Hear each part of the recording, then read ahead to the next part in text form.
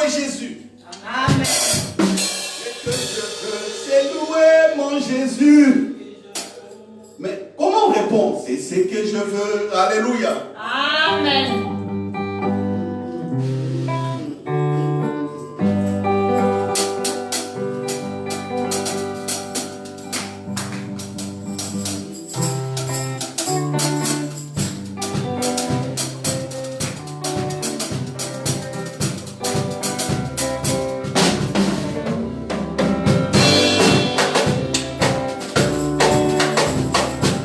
Ce que je veux, c'est louer mon Jésus.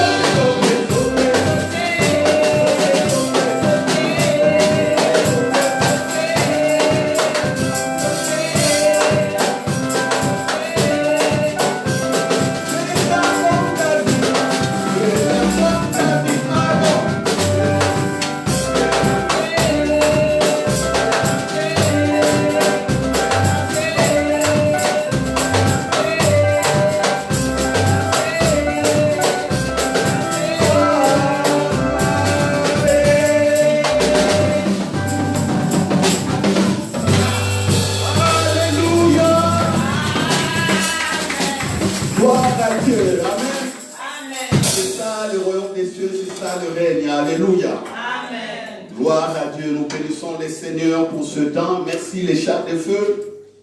Merci pour votre progression. Que Dieu continue à vous assister par son Esprit Saint. Amen. Amen. Voilà, prions pour la parole. Père, merci pour ce temps où nous allons partager la parole. Que ton nom soit loué, que ton nom soit exalté pour des siècles et des siècles. Nous nous posons et nous nous basons rien que sur l'œuvre de Jésus-Christ, notre foi, notre vie et notre grâce. Jésus a publié une année de grâce dans laquelle nous sommes. C'est pourquoi nous sommes dans la conviction, la foi ferme que tu es là, que tu nous accompagnes, que tu nous soutiens. Nos cœurs ont été recréés en toi. Alléluia. Par Christ et par la puissance du Saint-Esprit. Amen. Amen. Gloire à Dieu. Je peux avoir le micro pour ça. Gloire à Dieu. Bonjour donc à ceux qui viennent d'arriver. Bonjour aussi à vous qui êtes dans les réseaux sociaux. Alléluia, alléluia. Alléluia, alléluia, alléluia. Gloire à Dieu. Merci, merci. Aujourd'hui, nous allons voir la culture du royaume des cieux. Alléluia. La culture. C'est-à-dire vivre selon le royaume des cieux. Vivre selon le règne des dieux. Alléluia. Vous pouvez baisser un peu mon micro parce que si je parle un peu fort, ça siffle. Voilà. Nous prenons nos Bibles dans Jean chapitre 3. À partir du premier verset, tu vas voir là où ça clignote. Gloire à Dieu. Voilà.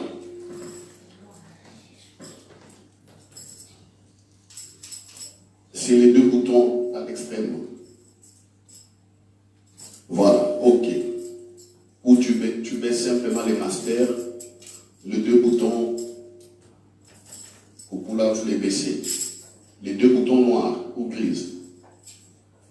Bon, prenons nos Bibles dans Jean chapitre 3, versets 1 à 13.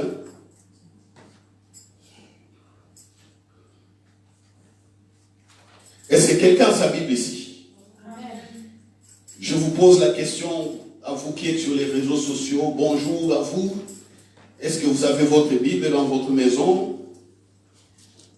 Réveillez celui qui est à côté de vous, celui qui dort encore. Dites-lui que c'est l'heure de la parole de vie. Sans la parole, il n'y a point de foi. La foi vient de ce qu'on entend, et ce qu'on entend vient du rhéma, de la révélation de la parole de Dieu, soit par les écrits, soit directement inspiré par le Saint-Esprit. Alléluia. Soit par un envoyé de Dieu comme un ange, par exemple, ou comme un frère ou une sœur aussi qui vous apporte une parole de connaissance ou une parole de sagesse par l'action du Saint-Esprit. C'est ce qui va ranimer votre foi et va vous pousser d'aller de l'avant. Jean chapitre 3, nous lisons. Mais lui, un homme, donc les pharisiens nommé Nicodème, un chef des Juifs, qui vint, lui, auprès de Jésus de nuit et lui dit, Rabbi, nous savons que tu es un docteur venu de Dieu, car personne ne peut faire ces miracles que tu fais si Dieu n'est avec lui. Jésus lui répondit, en vérité, je te l'ai dit, si un homme ne naît de nouveau, il ne peut voir le royaume de Dieu. Nicodème lui dit, comment un homme peut-il naître quand il est vieux? Peut-il rentrer dans le sein de sa mère et naître? Jésus répondit, en vérité, je te l'ai dit, si un homme est né d'eau et d'esprit, il ne peut entrer dans le royaume des dieux. Ce qui est né de la chair est chair, et ce qui est né de l'esprit est esprit. Ne t'étonne pas que je t'ai dit, il faut que vous naissiez de nouveau. Alléluia. Alléluia. C'est intéressant. C'est des textes que nous connaissons, c'est des récits que nous connaissons. Mais essayons un peu d'entrer dans la vie de cette rencontre de Jésus et Nicodème. Parce que, lisant comme ça, nous allons les retenir comme un cours d'histoire, et puis c'est bon, on peut avoir des points. Mais Jésus n'a pas ramené l'histoire de Dieu sur la terre. Il a ramené la vie de Dieu sur la terre. Il a ramené le règne de Dieu sur la terre. Et un homme intelligent, appelé Nicodème, docteur, vous savez, reconnu comme un professeur, un maître dans la loi, dans les choses de Dieu, qui enseigne dans des écoles rabbiniques et qui forme aussi des gens dans les affaires de Dieu. Vous voyez, ce n'est pas n'importe qui Nicodème. À l'époque, quand on te reconnaît docteur, c'est-à-dire tu as une tête. Alléluia. Même aujourd'hui encore, vous faites une thèse, je ne sais pas, en médecine ou je ne sais pas, en sciences, en mathématiques, économie, architecture. Vous faites une thèse, on vous reconnaît docteur, cela veut dire que vous avez une tête. Et quand vous parlez, généralement, tout le monde écoute. Alléluia. Alléluia. Quand un spécialiste parle, tout le monde écoute. On peut émettre des avis, mais l'avis du spécialiste est toujours suivi. Un cas que nous venons de connaître, l'infection ici par le virus Corona, Covid-19. Toutes les lois que le gouvernement prenait, il s'est basé sur les avis des spécialistes. Alléluia. Donc quand un spécialiste parle, il faut bien l'écouter. Et Nicodème ici, est un spécialiste, docteur. Il regarde Jésus pendant un temps. Il fait des analyses. Il fait des recherches. Il appelle ses assistants. Vous savez, les docteurs ont des assistants.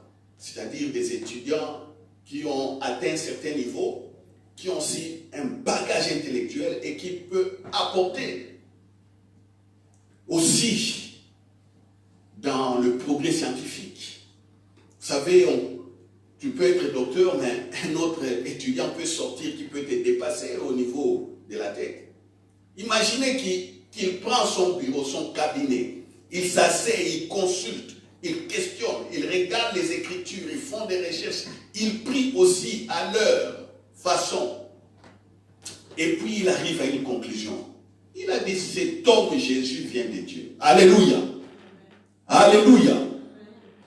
Il vient de Dieu. Jésus vient de Dieu. Et nuitamment, donc la nuit, il vient. Parce que tout le monde avait crainte des Juifs.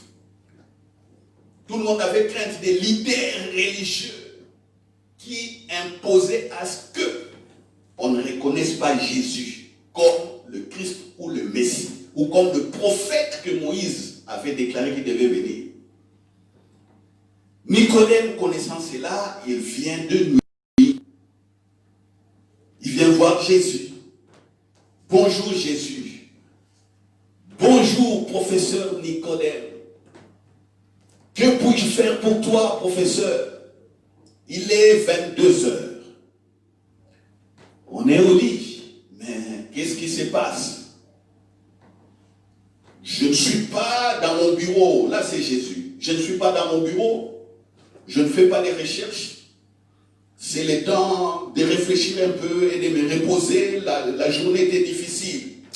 Nicodème dit, non, mais il regarde là où Jésus habite, il ne voit pas des bouquins, des livres et tout ça. Il regarde et dit non, j'ai fait des recherches, je suis arrivé à la conclusion que toi tu viens de Dieu. Tu es un docteur qui vient de Dieu. Ah ah. Il ne reconnaît pas encore Jésus comme fils de Dieu. Il dit que tu es un docteur. Jésus lui pose la question, qu'est-ce qui se passe? Oui, tu sais, les miracles que tu fais, j'ai regardé les miracles de Moïse, d'Élie, d'Élisée, et les autres. Josué a arrêté le soleil, mais non, l'enchaînement de tes miracles, la gloire qui t'accompagne, toi tu es venu de Dieu. Ah, Jésus a dit, ok, du moins Nicodème, tu reconnais que je suis venu de Dieu. C'est ça la conversation. Et Jésus lui dit, en vérité, Nicodème, pauvre, je te dis ceci. Si un homme n'est né de nouveau, il ne peut voir le royaume de Dieu. Si tu n'es né de nouveau, tu ne peux voir le règne. Tu ne peux voir la gloire de Dieu. Ah! Nicodème dit, c'est pas possible. C'est quelle théorie encore? C'est quelle doctrine? Naître de nouveau, c'est quoi? C'est ça la discussion entre deux spécialistes. Explique un peu. Jésus dit, oui, il faut naître de nouveau. Ça se fera comment? Par magie? Par quelle manière? Ainsi de suite. Vous savez, là, tellement que les docteurs étaient KO, commençaient à avoir pas KO, mais commençaient à voir réellement qu'ils n'avaient pas de réponse. Brusquement, il lâche garde. Il pose une question qu'on peut croire enfantine, comme on dit, question enfantine. Des enfants. Il pose une question, mais comment moi je peux naître de nouveau? Moi j'ai la barbe, je suis vieux. Comment je peux rentrer encore dans le sein de ma mère et renaître? Vous voyez, du sommet de la science où il était, il pose une question terre à terre. Cela veut dire qu'il était dépassé. Alléluia.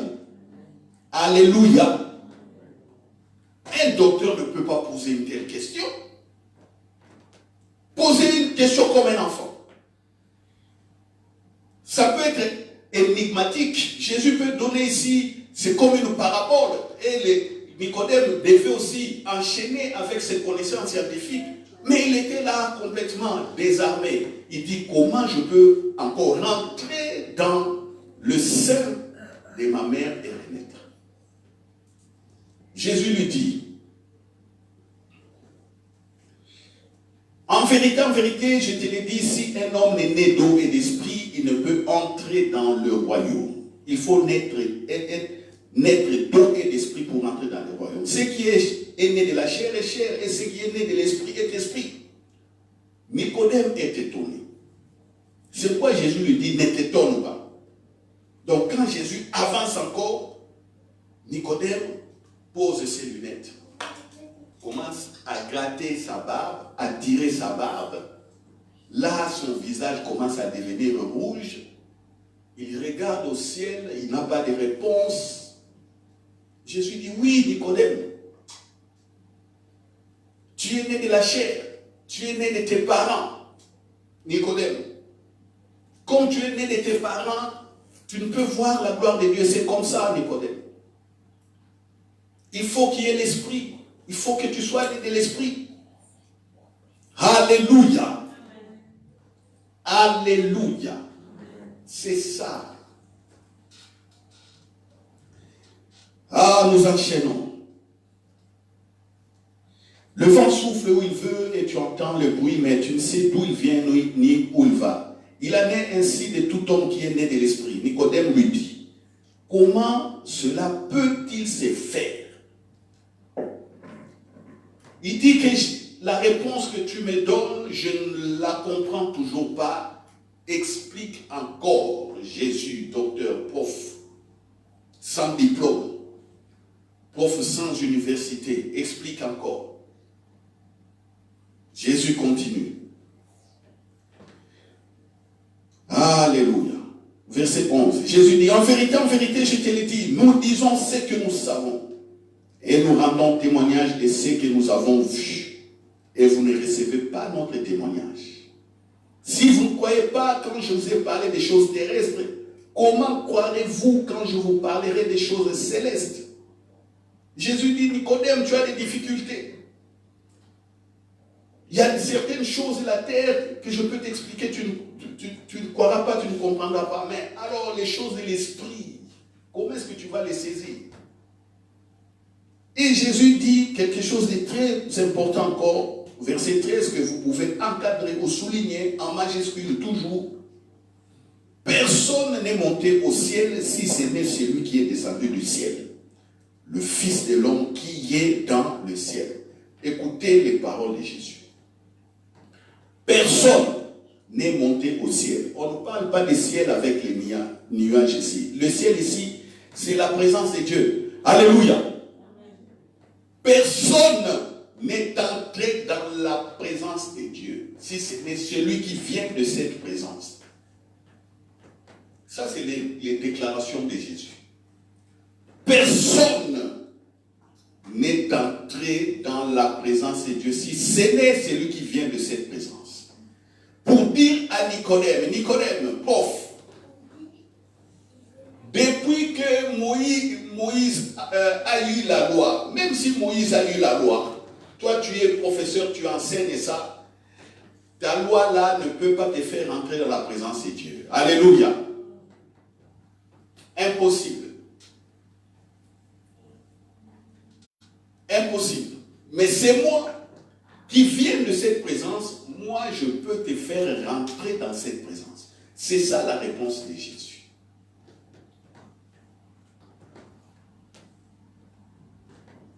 Je peux te faire rentrer dans cette présence. Et Nicodème était maintenant calme. Et Jésus enchaînant les restes. Jésus dit, par exemple au verset 17, Dieu en effet n'a pas envoyé son Fils dans le monde pour qu'il juge le monde, mais pour que le monde soit sauvé par lui. Jésus continue, verset 19, pour gagner du temps. Et ces jugements, c'est que la lumière étant venue dans le monde, les hommes ont préféré les ténèbres à la lumière parce que leur œuvre était mauvaise. Car quiconque fait le mal est la lumière et ne vient point à la lumière de peur que ses œuvres ne soient dévoilées. Mais celui qui agit selon la vérité vient à la lumière afin que ses œuvres soient manifestées parce qu'elles sont faites en Dieu. Qu'est-ce que Jésus est en train de dire à Nicodème? Il est en train de dire à Nicodème qu'il y a une séparation totale entre le monde et ce qui vient de Dieu. Et tous ceux qui vivent selon le monde ne peuvent comprendre la vie de Dieu. Et même certains vont loin, ils refusent la vie de Dieu. Mais pourtant, toi, tu as constaté chez moi que je viens de Dieu. Donc, ma manière de faire, ma manière de vivre, ma manière de parler, ma manière d'enseigner, ma manière d'être avec les gens, tout n'est que une vie, la manière de vivre dans la présence de Dieu. C'est ce que Jésus est en train de dire à Nicodème. Tout n'est que culture du royaume des cieux. Tout n'est que mode de vie du royaume des cieux. Alléluia. Alors si les gens sont habitués à leur manière de vivre, il leur est difficile de vivre ou il leur sera difficile de vivre selon Dieu. C'est ça. C'est ça. Les explications que Jésus donne à Nicodème. Mais la Bible ici nous les met simplement en quelques phrases. Il faut rentrer dans la pensée de Jésus selon l'esprit pour comprendre ce que Jésus voulait dire. Donc, en gros, Nicodème a constaté de manière sociale ou culturelle que Jésus a une autre forme de vie, une autre manière de faire que lui n'a pas ou que les autres n'ont pas. Il voit une différence. Il dit, tout le peuple est là, mais toi, c'est le seul que je vois réellement que tu es envoyé. Tu es venu de Dieu. Et Jésus dit aussi à Nicodème, je suis venu de Dieu, pas comme les Moïse sont venus, pas comme les Abraham, pas comme les David et les autres. Parce qu'eux, ils ne connaissaient pas la présence de Dieu. Ils étaient bénis. Mais moi, je viens de cette présence. C'est pourquoi j'ai cette culture Alléluia. Vous savez, la culture, c'est ce qui fait nos vies. Mais beaucoup ignorent la force ou la puissance de la culture. Regardez, dans des pays où il y avait des dictatures intenses, comment on a emprisonné les gens dans une certaine culture, on a mis ça comme des lois. Si vous partez en Corée du Nord, par exemple, chez les Kim Il-sung, tout ça, cette dynastie, vous savez, ces gens-là, il est même interdit de parler, de citer leur nom en public. Tout le monde est dans une peur terrible. Ils ont conçu des systèmes de propagande tels que les gens vivent selon eux. Donc, culturellement, on a mis la pensée de la dictature, la pensée qui déifie, qui montre que ces gens-là sont comme des êtres à part cette dynastie.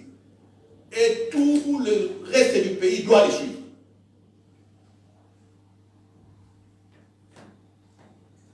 Vous allez dans certains pays africains, quand il y avait une dictature intense, certains noms de présidents, c'était impossible. Dans un bus, citer les noms du président, parler du président Rouamal, mais c'est fini.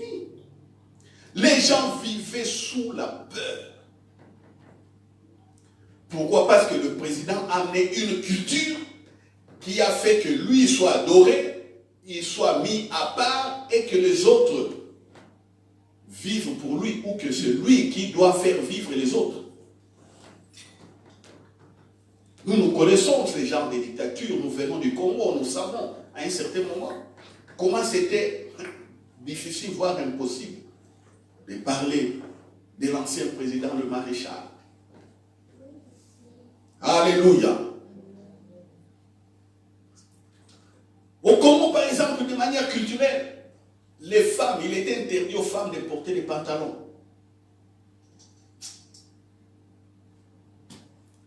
Et aux hommes de porter des cravates. Et on a couché ça sous forme de loi.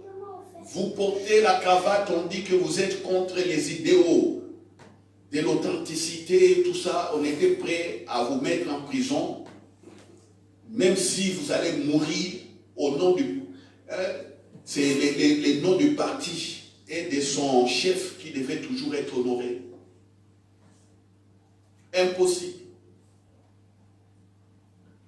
Voyez, cette manière de vivre, coucher sous forme de loi, ça fait la culture. Les chansons, toutes les chansons, ou la manière de faire, on doit toujours adorer, sanctifier ceux qui sont élevés au niveau du pouvoir. Il faut sanctifier les présidents. Il ne faut pas dire du mal du président, des ministres, des PDG, et même s'ils volent, même s'ils détruisent le pays, non, il faut regarder, c'est comme ça la culture. La dictature. On a enlevé l'âme des peuples. En Europe, c'est sous une autre forme. L'excès de la liberté aussi. C'est une culture.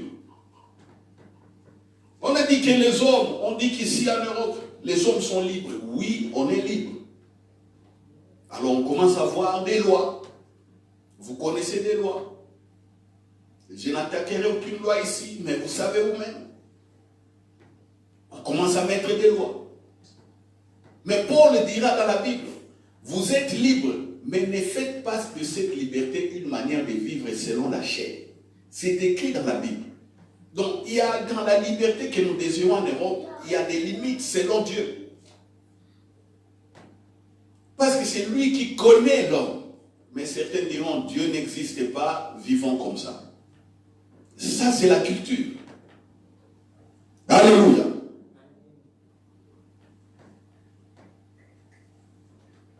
Ça fait la culture du royaume des cieux. Aujourd'hui, ce n'est qu'une introduction.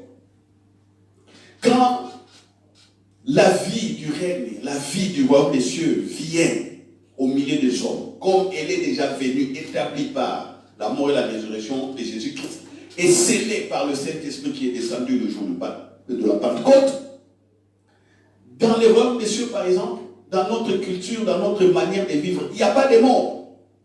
Alléluia. La mort n'existe pas. mort dont on parle, c'est la mort du corps. Mais en réalité, les hommes ou les femmes sont éternels. Et si cette pensée vous anime, vous verrez que vous allez avoir une autre manière de vivre. Ça va changer votre manière de vivre. Parce que vous pouvez dire en ce moment-là, comme je suis éternel, je mourrai un jour. Oh, je ne peux pas exceller par exemple au niveau du péché. Parce que j'ai appris que quand je pêche beaucoup, je serai séparé de Dieu.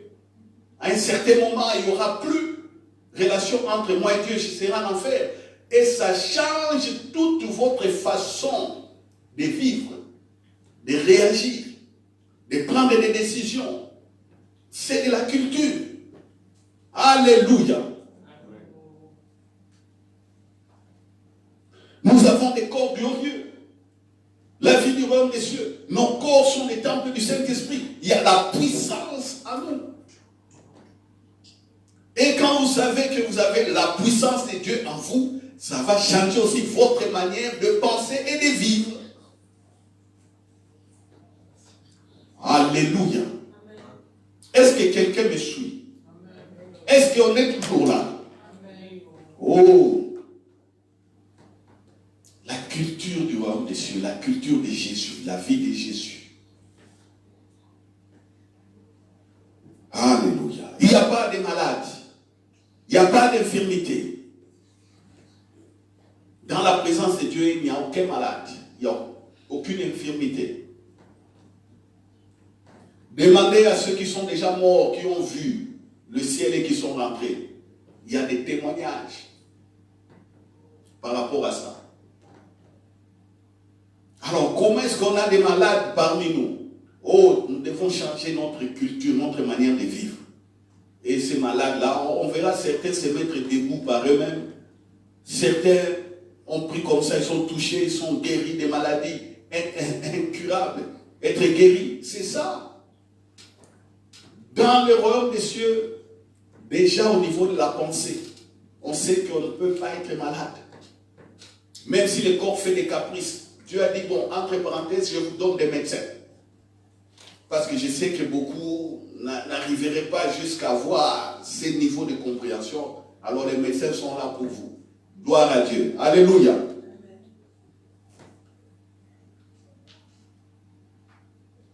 Dans la culture du royaume des cieux, il n'y a pas de pauvreté, il y a la suffisance.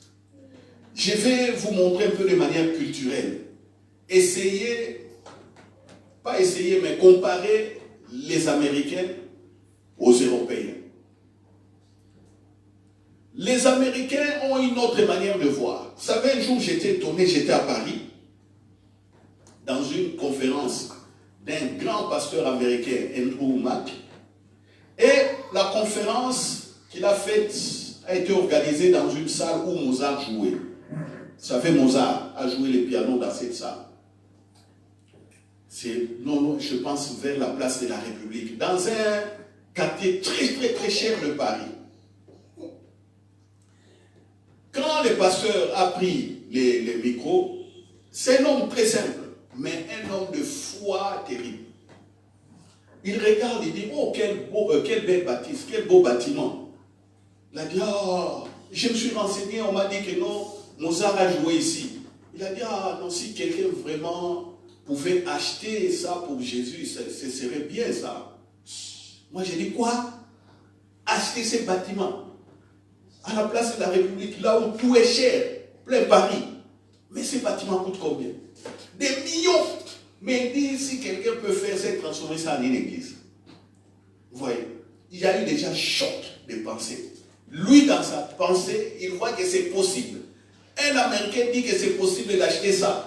Mais moi, un Européen, qu'elle est bloquée. Je ne vois pas la grandeur de la prospérité de Dieu. Donc, sur la manière de réfléchir par rapport à la richesse, on est déjà différent. On est différent. C'est pourquoi culturel où, dans la pratique, dans les églises américaines, il y a des gens, vous voyez, qui peuvent donner des offrandes de $500 000 parce qu'ils sont riches. Les $1000 ne leur disent rien. C'est possible. Alléluia. Ici en Europe, la mentalité est différente entre les Allemands, les Anglais, les Français, ainsi de suite. On est aussi différents. Regarde, quand vous entrez en Allemagne, vous sentez que c'est notre peuple. Vous entrez en France, vous sentez que c'est notre peuple. C'est la culture qui a façonné cela. Alléluia. Vous voyez la puissance de la culture. Et la culture du royaume des cieux, vous savez, le royaume des cieux, une partie importante que je vais aborder tout à l'heure, le royaume des cieux n'a pas de frontières. Quand on dit royaume, ce n'est pas un royaume physique, où vous achetez un billet d'avion, vous y allez, non. Vous prenez un train pour aller au royaume des cieux, non. La frontière du royaume des cieux, c'est la présence de Dieu. Alléluia. Je fais ces rappels parce que je sais, aujourd'hui, beaucoup ont toujours du mal à comprendre le royaume des cieux. Il y a beaucoup de gens qui me suivent sur les réseaux sociaux. Ils se posent toujours des questions. Ils ne comprennent rien. Ils ont été habitués à écouter autre chose. Ils ne comprennent rien. Ils ne comprennent pas le royaume des cieux, les règles, la présence de Dieu.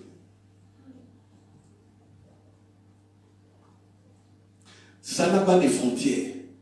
Ça n'a pas de temps. Mais malheureusement, les frontières pour le royaume des cieux, les frontières, je dirais malheureusement, le royaume lui-même n'a pas de frontières. Mais malheureusement, c'est l'homme qui crée ses frontières. L'homme crée les frontières par rapport au royaume des cieux en fonction de ses raisonnements.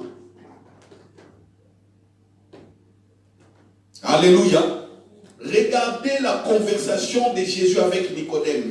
Nicodème vient avec son raisonnement. Jésus lui présente le raisonnement de Dieu, la vie de Dieu. Il y a deux chocs de culture.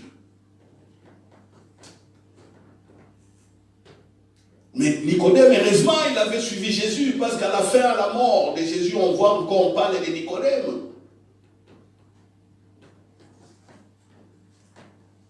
Heureusement pour lui. Les frontières, c'est ton incrédulité. Les frontières, c'est tes forteresses des raisonnements. Les frontières, c'est ton refus d'accepter Jésus et ce qu'il a fait. C'est ça les frontières. Et comme tu mets ces frontières, tu auras ta manière de vivre qui sera différente de la manière des fils de Dieu. C'est ça. Frères et sœurs, je vous appelle à rentrer à vous. À ne voir que la vie de Jésus et l'œuvre de Jésus. C'est ce que je suis en train de dire. Mais en d'autres mots, en expliquant, en essayant de chercher des explications. Aujourd'hui, beaucoup prennent l'œuvre de Jésus à la légère. Non, c'est la vie. C'est la vie. Est-ce que quelqu'un me comprend? J'ai dit que c'est la vie. Et c'est une vie qui est réelle. Vous savez,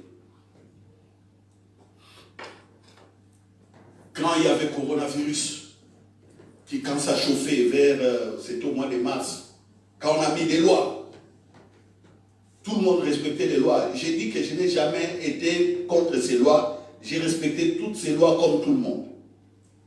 Mais j'étais dans un supermarché. Vous savez, il fallait s'habituer un peu à la manière d'être au respect des distances sociales d'1,50 m.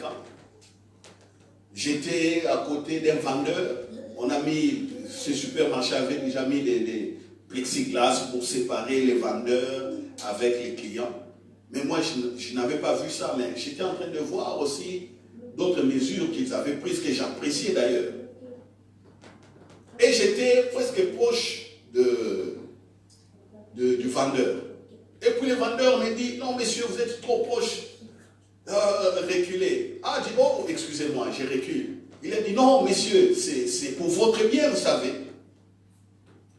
J'ai dit, oui, c'est pour mon bien, parce que moi, je peux te contaminer. Donc, ce vendeur a utilisé cette manière de communiquer avec moi pour vraiment m'enseigner la distanciation sociale. Il avait bien fait, il avait suivi le protocole.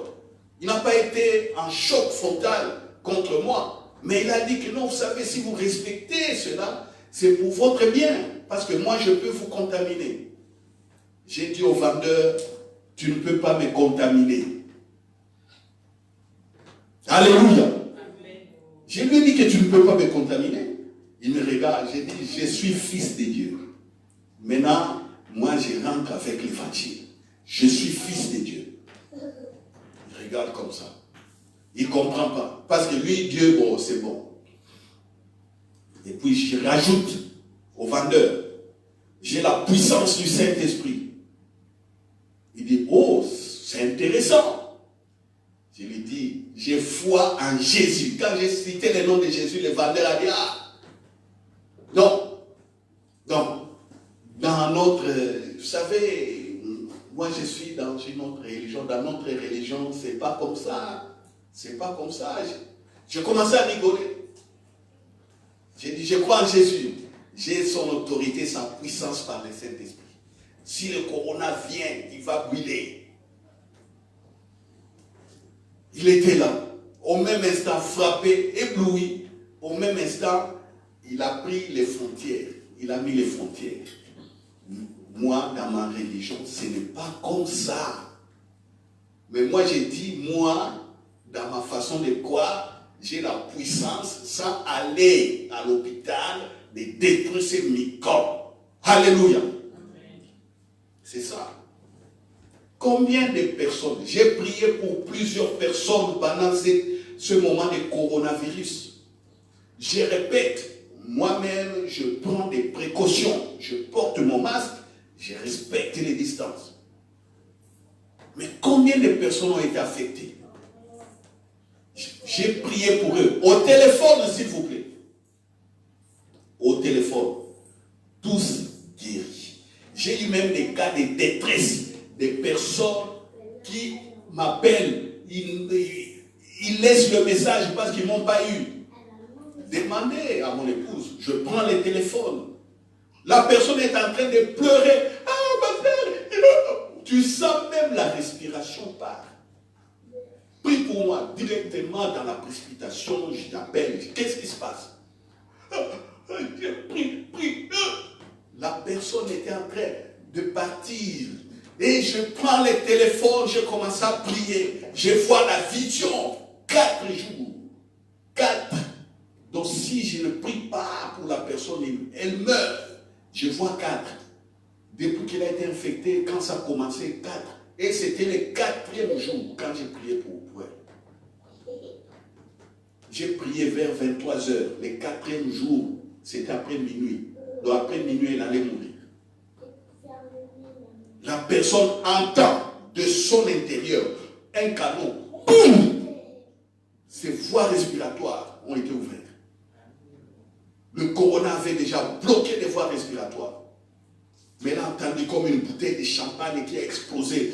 Boum! De son intérieur. Alléluia. Amen. Ah, c'est ça la culture. C'est ça les royaumes des cieux. Et la personne n'est pas... Il y a des milliers de kilomètres quelque part dans un coin de la terre. Elle a fait un effort, elle est partie à l'hôpital. À l'hôpital, on regarde 20% de taux d'oxygène. On lui a dit, comment tu es arrivé ici avec ce taux d'oxygène? Tu es une morte. On a mis des masques pour l'assister à la respiration. Quand je l'ai appelé, la personne m'a dit, mon frère, j'étais morte. Heureusement, ton Dieu est grand. Alléluia. Amen. Voilà. J'ai connu ça. J'ai connu des personnes qui n'arrivaient pas à dormir. J'appelle, Dieu me dit, appelle telle personne. J'appelle, j'ai pris, le même soir il dort. D'autres, j'appelle le même soir, la maladie, les fièvres les ont quittés. Le Saint-Esprit m'a dit, appelle là, appelle, dans tel pays. J'appelle, j'ai dit, qu'est-ce qui se passe chez toi? J'ai quelqu'un. Oh non! Ici, nous avons un problème. Telle personne est dans les comas à cause du corona. J'ai dit, je comprends pourquoi j'ai eu cette insistance du Saint-Esprit très fort dans mon cœur pour t'appeler. La personne n'est pas ici en Belgique. Mais le Saint-Esprit me dit, appelle-t-elle. J'ai dit, ok, comme j'ai compris. Donc c'est pour telle personne, il est guéri, il ne va pas mourir. Vous voyez, quelqu'un qui fait 1 mois et demi, presque 2 mois, dans les comas. Et puis on a trouvé en lui des déformations cardiaques mélangées avec des complications respiratoires à corona. La personne allait mourir. J'ai dit, ma soeur, tenons nos mains dans la main, mais il ne mourra pas. Prions. Rakatama sotoriaba sheteke. Rebababa sotoroboko itariababa. Je déclare, il est guéri au nom de Jésus. Alléluia. C'est comme ça. On a tiré des personnes des comas, de la mort. C'est comme ça. Ça, c'est le royaume des cieux, la vie du royaume des cieux. C'est ça. C'est ça. Votre corps devient faible. Et il est le temple du Saint-Esprit. Croyez à la guérison. Comme je disais, moi aussi, il m'arrive de tomber malade. Mon corps est malade. Mais je ne lâche pas intérieurement. Je suis le temple du Saint-Esprit. Alléluia. Et ça m'épargne de beaucoup de choses, d'aller prendre des médicaments bizarres. Et les bons médicaments pour moi, c'est les dafalgan, les nofalgine, les paracétamol, des choses comme ça. Alléluia. Voyez, ça c'est le royaume des cieux. Mais si vous mettez une frontière par vous-même, en refusant tout ce que Jésus a fait, c'est fini. C'est fini, vous allez courir. Comme les gens continuent à courir, à crier, priez. Oh, courez, cherchez Dieu, criez. Oh. Vous voyez, vous rencontrez un frère, pasteur ou soeur, tout ça, la voix est partie. Mais frère, qu'est-ce qui se passe? Non, j'ai beaucoup crié. Oh non, il fallait insister sur le péché. Vous savez, le péché c'est mauvais. La personne n'a plus de voix. À d'autres même, on commence à leur interdire de crier parce qu'ils ont cassé tellement leur corde vocale pour crier. Ce n'est pas ça le royaume des cieux. Alléluia. C'est la connaissance de l'œuvre de Jésus. Ça t'amène la foi. Et par la foi, tu commences à agir. Quand tu ne connais pas, tu te mets seul à seul avec le Saint-Esprit. Explique-moi, parlez-moi. Oh, moi je crois, je vois. J'accepte ce que Jésus a dit. Vous êtes là, vous passez des temps devant la Bible. Tantôt dans les silences. Vous cherchez, vous cherchez, vous cherchez. Dès que vous sentez l'assurance en vous, allez-y. Alléluia. Parfois même, il n'y a pas besoin de sentir, parce que si je dis sentir beaucoup, oh non, pasteur, je n'ai pas senti l'assurance. Non, il n'a pas compris. On ne sent même pas. C'est une erreur quand je dis on a senti l'assurance. Non, on accepte ce qui est écrit. On accepte. C'est tout. Il n'y a pas question de sentir ici. Alléluia. Vous voyez, la frontière, c'est l'homme lui-même qui met cette frontière culturelle. Que Paul appelle des forteresses de raisonnement. Il refuse ce que Jésus a fait. Et comment vous allez vivre comme Jésus? Vous pensez que vous allez vivre comme Jésus en venant à l'église et à chanter des louanges? C'est ça? Non. C'est des actions. C'est votre style de vie qui montre que vous êtes fille ou fils de Dieu. Votre style de vie. Il y a la gloire de Dieu qui vous accompagne. Il y a le fruit du Saint-Esprit. Il y a tout ça. Il y a tout ça. Voilà, comme je dis toujours, nos parents nous ont amenés à l'église. Oui, ils nous ont appris, ils avaient une certaine connaissance. Mais moi, je n'ai pas vu la gloire de Dieu dans la vie de mes parents. Ni de mon père, ni de ma mère. Non. Ni de mes grands-pères. Non. Je n'ai pas vu. Mais ils étaient croyants. Avec une faible connaissance de Jésus, c'est tout. Alléluia. Alléluia. Vous, je vous donne la bonne connaissance de Jésus. La foi en Jésus. Pour que vous agissiez. C'est la culture. C'est ce qu'on est en train de faire. C'est la culture du royaume des cieux. Vivre selon Jésus. Par le Saint-Esprit. Parce que le Saint-Esprit accompagne. Vous savez, j'en parlerai le dimanche prochain, mais j'en donnerai un petit mot ici. Quand Jésus parlait à Nicodème, Jésus utilisait ce que Nicodème savait, ce qui était écrit dans la loi de Moïse. Dans Ézéchiel 36, 25-27. Nicodème connaissait ça. En ce jour-là, je vous donnerai un nouveau cœur. J'ôterai de vous les cœurs de pierre. Et je mettrai en vous un cœur de chair pour que vous suiviez mes lois et mes ordonnances. Mais ce qui est important, encore, c'est dans Ézéchiel. Ézéchiel, c'est après Jérémie. Ézéchiel 36.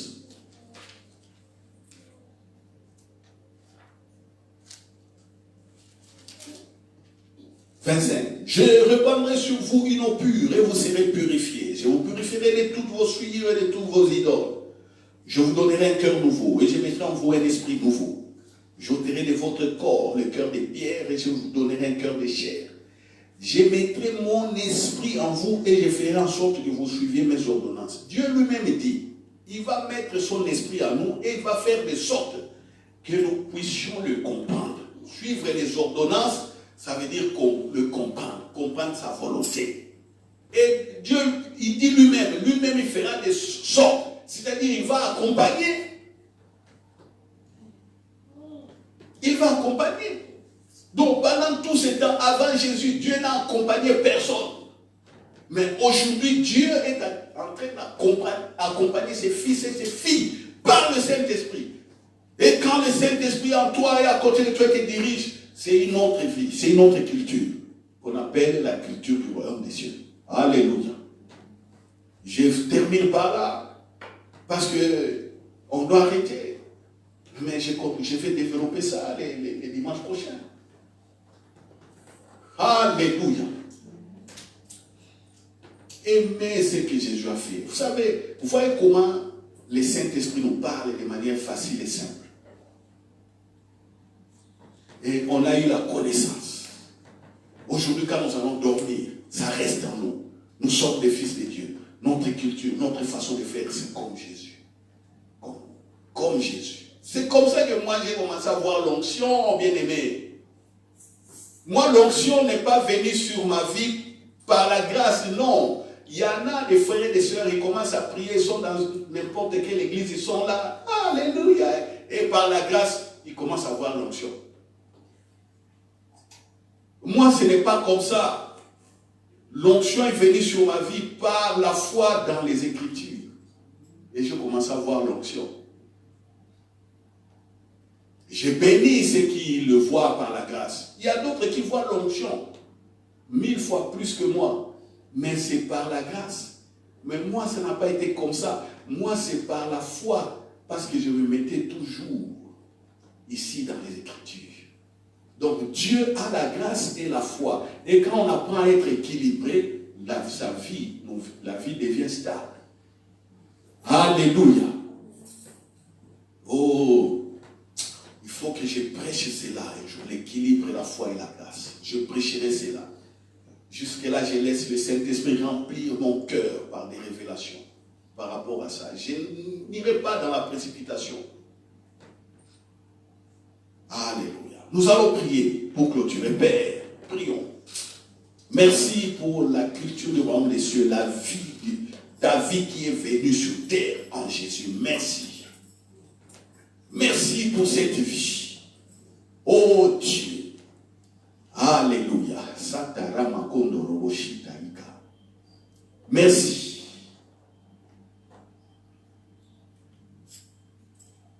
Merci. Pour la vie du royaume des cieux. Merci pour sa culture. Que la parole que j'ai donnée aujourd'hui résonne jour et nuit, toute cette semaine, dans les cœurs de ceux qui ont écouté. Tu l'as voulu ainsi, ô Père. Tu l'as voulu ainsi. Alléluia. Tu l'as voulu ainsi. Et que cette parole crée en eux la foi pour qu'ils agissent comme tes fils et tes filles, comme Jésus-Christ. Et que le monde voit ta gloire. Alléluia. Tu as dit dans ces derniers temps, ta gloire ouvrira toute la terre. Merci. Parce qu'au travers de tes fils et tes filles, ta gloire couvre la terre. Au travers de nous, ta gloire couvre la terre. C'est pourquoi j'ai béni ceux qui ont écouté et ceux qui vont écouter. Après des années, ce message reste la vie.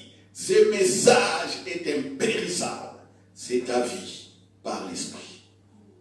Ainsi priez au nom de Jésus. Amen. Alléluia.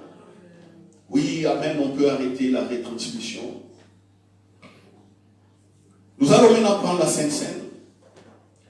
Merci pour le corps et le sang de Jésus. Signe que le règne est là.